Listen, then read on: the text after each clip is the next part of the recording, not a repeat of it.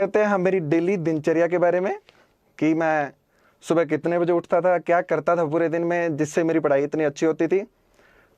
मैं सुबह 5:30 बजे उठता था।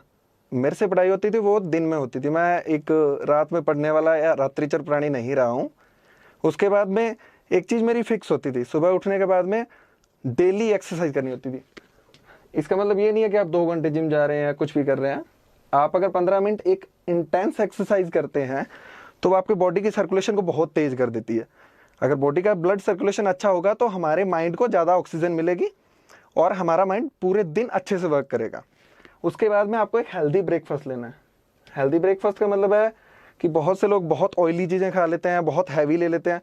लाइट सा ब्रेकफास्ट जिसमें फ्रूट्स हों, ड्राई फ्रूट ले सकते हैं, मिल्क ले सकते हैं। उसके बाद में अगर आप चाय कॉफ़ी कुछ भी पीना चाहें तो वो पी सकते हैं। आपको ये अच्छा सा ब्रेकफास्ट करना पड़ेगा।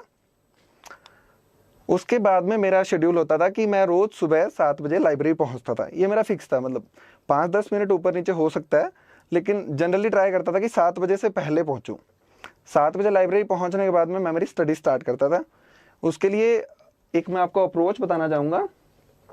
50:10 रेशियो होता है ये अप्रोच है। इसमें क्या होता है कि आपको 50 मिनट पढ़ाई करनी होती है और 10 मिनट का आपको ब्रेक लेना होता है। ये ब्रेक इसलिए क्योंकि साइंटिफिकली प्रूवन फैक्ट है कि अगर आप पढ़ाई करते हैं तो लगातार 1 घंटे से ज़्यादा आपका दिमाग थोड़ा एग्जॉस्ट हो जाता है। तो आपको करना है 50 मिनट पढ़ाई करनी है, ये स्टडी, और ये आपका ब्रेक हो जाएगा। अगर आपको लगता है 10 मिनट ज़्यादा ब्रेक है तो 55:05 ये स्टडी होगा और ये आपका ब्रेक हो जाएगा। ये अप्रोच से अगर आप पढ़ाई करेंगे तो डेफिनेटली एक आप 3 घंटे लगातार पढ़ रहे हैं तो शायद आप 180 मिनट पढ़ रहे हैं, लेकिन इसमें आप 150 मिनट्स पढ़ के भी ज़्यादा चीज़ें पिक कर सकते हैं। आपके दिमाग का IQ ज़्यादा रहेगा, आपका दिमाग ज़्यादा पिक करेगा चीज़ों को। उसके बाद में मेरा क्या होता था कि जैसे 7 बजे से लेकर 10 बजे तक पढ़ता था मैं। उसके बाद में एक 20 से 25 मिनट का थोड़ा बड़ा ब्रेक लेता था, जिसमें मेरे को थोड़ा कुछ, कोई चाय कॉफ़ी पीनी हो या कुछ खाना हो या थोड़ा सा पैदल घूमना हो, तो वो मैं इस टाइम पे करता था कि 3 घंटे के पढ़ाई के बाद में मुझे लगता था मेरा दिमाग थोड़ा थक चुका है, तो मैं 20 से 25 मिनट का एक ब्रेक ले लेता था। उसके बाद में फिर वापस मेरा शुरुआत होती थी 10:30 के आसपास, और मैं 12:30 से 1 बजे तक पढ़ता था अकॉर्डिंग टू, मतलब मेरे माइंड के हिसाब से। इस टाइम पे मैं लंच करता था।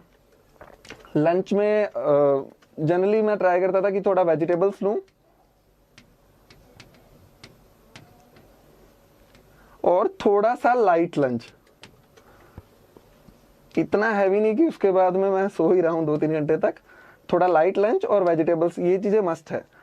और लंच करने के बाद में ये तो फिक्स था, लंच के बाद में मैं 45 से 1 मिनट के लिए रेस्ट करता ही करता था। ऐसा नहीं है कि लंच करने के इंस्टेंटली सो गया, थोड़ी देर कुछ न्यूज़पेपर वगैरह पढ़ लिया, उसके बाद में 1 घंटे के लिए रेस्ट करता था, या कोई आर्टिकल देख लिया वेबसाइट पे कोई, या फिर ऑनलाइन कुछ नेट पे आर्टिकल देख लिया। उसके बाद में 1 घंटे रेस्ट करके और फिर मैं यही होता था कि मैं कॉफ़ी पीता था और लाइब्रेरी जाता था।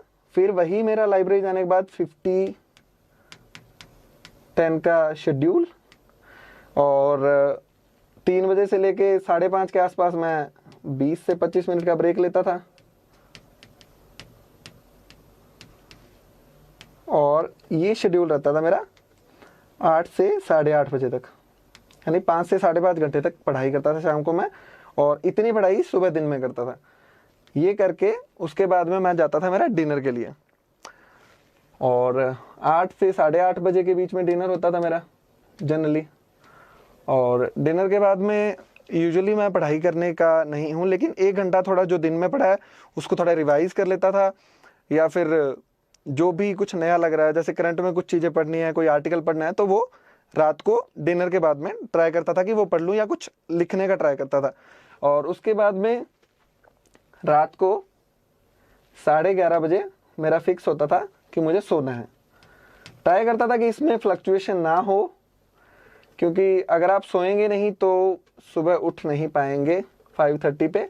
तो इसमें ±15 हो जाता था कि कई बार 15 मिनट पहले सो जाता था, कई बार 15 मिनट बाद में सोता था। तो ये मेरी डेली की रूटीन रहता था, डेली की दिनचर्या रहती थी।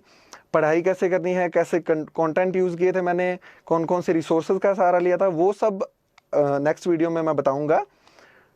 तो लास्ट में नोट 2-3 चीज़ें हैं जो मैं बताना चाहता हूँ आपको। सबसे ज़रूरी चीज़ रेगुलर एक्सरसाइज। आप कुछ भी कर सकते हैं एक्सरसाइज में। आप एक कार्डियो सेशन कर सकते हैं, आप मेडिटेशन कर सकते हैं,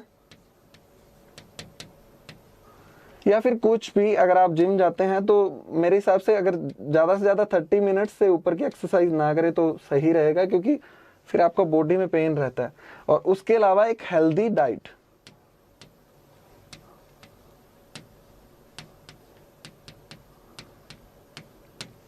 क्योंकि अल्टीमेटली यूपीएससी है वो माइंड का गेम है, तो आपको अपने माइंड को अगर आप हेल्दी रखेंगे तो आपकी पढ़ाई भी बहुत अच्छी होगी। और अगर आप बहुत ही ख़राब डाइट ले रहे हैं तो डेफिनेटली इसका असर आपकी पढ़ाई पे भी पड़ेगा। तो 2 चीज़ें सबसे ज़रूरी है, पढ़ाई तो करनी ही करनी है, उसके अलावा एक आपको रेगुलर एक्सरसाइज करनी है और एक हेल्दी डाइट आपको रखनी है। और अगर आप ये तीनों चीज़ें रखते हैं, कार्डियो, मेडिटेशन और हेल्दी डाइट, तो डेफिनेटली आपकी पढ़ाई बहुत ज़्यादा बूस्ट हो जाएगी।